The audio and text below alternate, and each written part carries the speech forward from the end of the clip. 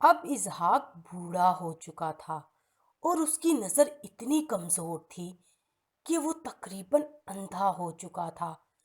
ایک دن وہ سوچنے لگا کہ مرنے سے پہلے میں اپنے بڑے بیٹے کو وہ خاص برکت دوں جو اس کا حق ہے۔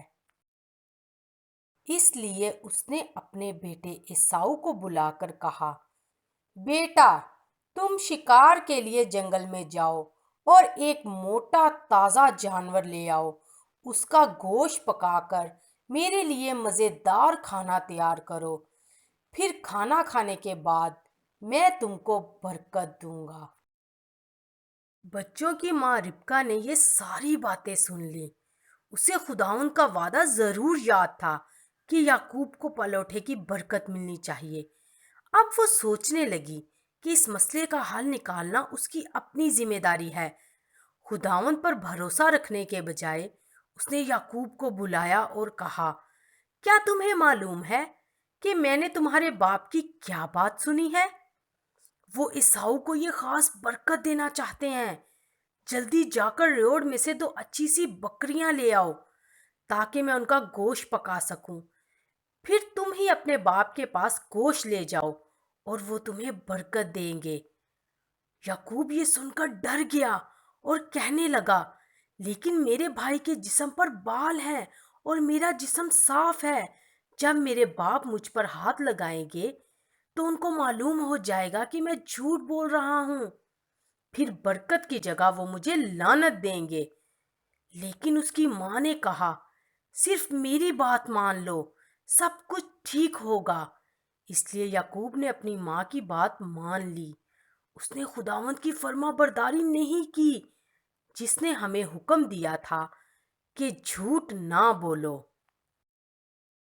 گوشت تیار کرنے کے بعد ربکا نے بکریوں کی کھالیں لیں اور یعقوب کی گردن اور بازوؤں پر لپیٹ دیں اور اسے عیساؤ کے کپڑے پہنا دیے تاکہ ان کپڑوں کی خوشبو سے ایسا لگے جیسا یہ عیساؤ ہو جو ابھی جنگل سے آیا۔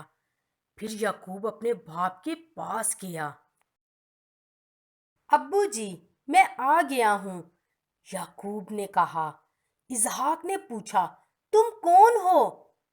پھر یعقوب نے جواب دیا، ابو جی، میں آپ کا پلوٹھا بیٹا عیساؤ ہوں۔ یہ کھانا کھا کر مجھے برکت دیں۔ اسحاق نے کہا، بیٹے، تم تو بہت جلدی جانور کا شکار کر کے واپس آئے ہو۔ جی ہاں ابو جی، یعقوب نے کہا، خداوند نے میری مدد کی۔ اوہ، کتنی بری بات ہے! گناہ کرتے ہوئے بھی یعقوب نے خداوند کا نام لیا۔ پھر اس کے باپ نے کہا، بیٹے، میرے زیادہ قریب آؤ تاکہ میں تم کو ٹٹولوں اور تسلی کروں کہ تم حقیقت میں عیساؤ ہو۔ اسحاق نے یعقوب کو اپنے ہاتھ سے ٹٹولا اور کہا، ہاتھ تو عیساؤ کے لگتے ہیں لیکن آواز یعقوب کی جیسی ہے۔ کیا تم سچ مچ عیساؤ ہو؟ یعقوب نے جواب دیا، جی ہاں ابو جی، میں عیساؤ ہوں۔ پھر اس کے باپ نے وہ مزیدار کھانا کھا لیا۔ کھانا کھانے کے بعد اسحاق نے کہا، میرے پاس آ کر مجھے چومو۔ اور جب یعقوب نے ایسا کیا تو اسحاق کو عیساؤ کے کپڑوں کی خوشبو آئی اور اس نے سوچا، ہاں، یہ میرا بیٹا عیساؤ ہے، میں اسے برکت دوں گا۔ جب اسحاق یعقوب کو برکت دے چکا تو عیساؤ جنگل سے واپس آیا۔ اس نے اپنے باپ کے لیے لذیذ کھانا تیار کیا اور اس کے خیمے میں لے جا کر کہا، ابو جی، میں گوشت لے کر آیا ہوں تاکہ آپ مجھے برکت دیں۔ یہ سن کر اسحاق کو بڑا صدمہ ہوا، لیکن یہ کون تھا جو ابھی ابھی آیا تھا؟ میں نے کس کو برکت دی ہے؟ وہ یعقوب ہوگا۔ عیساؤ بہت زیادہ غصے میں آ گیا۔ اس نے چلاتے اور روتے ہوئے باپ سے کہا، ابو جی، مجھے بھی برکت دیں، مجھے بھی۔ اسی وقت سے عیساؤ کے دل میں یعقوب سے بڑی نفرت بڑھتی گئی۔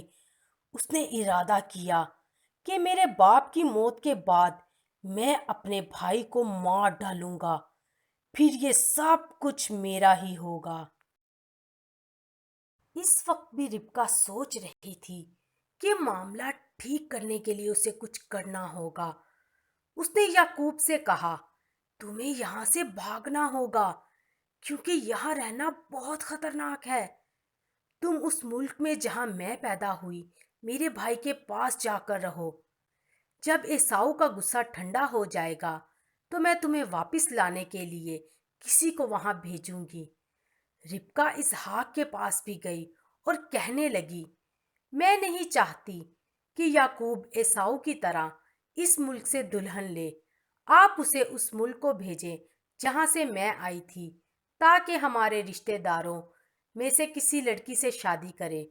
اسحاق نے ربکا کی بات مان لی اور ایک بار پھر یعقوب کو برکت دیتے ہوئے اس کو دور دراز ملک کو بھیجا۔